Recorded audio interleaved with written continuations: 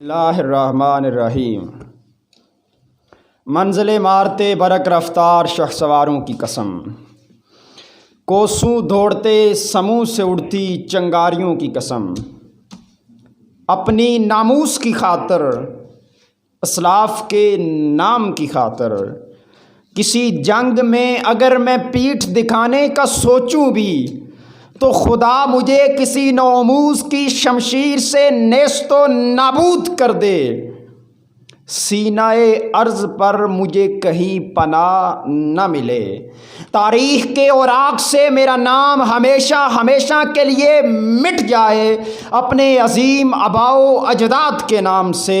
اپنے قبیلے کے نام سے مجھے تا ابد کوئی نہ پہچانے۔ صدر علی وقار، یہ جذبہ، یہ جنون، یہ ہمت، یہ ولولہ، یہ ایمان جو عقل انسانی کو ورطۂ حیرت میں ڈال دیتا ہے، یہ اس شخص کا تھا جس نے اپنی سانسیں اسلام کی سربلندی کے لیے وقف کر دی تھی، جو اپنے مقدس مشن سے ہٹ جانے پر موت کو ترجیح دیا کرتا تھا۔ صدر علی وقار اسلامی دنیا کی عظیم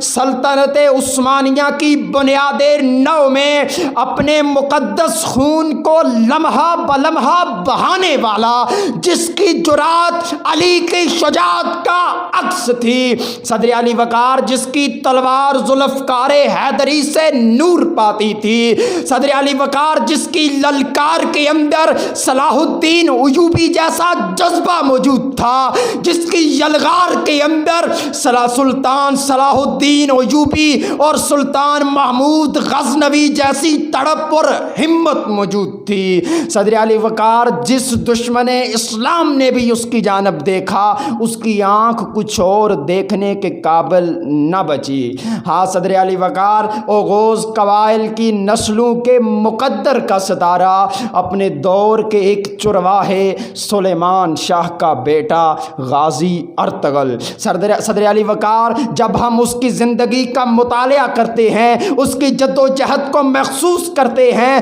تو بے ساختہ یہ الفاظ زبان سے نکلتے ہیں کہ مولا یہ غازی، یہ تیرے پراسرار بندے جنہیں تو نے بخشا ہے ذوق خدائی، دو نیم ان کی ٹھوکر سے صحرا و دریا، سمٹ کر پہاڑ ان کی ہیبت سے رائی، دو عالم سے کرتی ہے بیگانہ دل کو عجب چیز ہے لذت آشنائی۔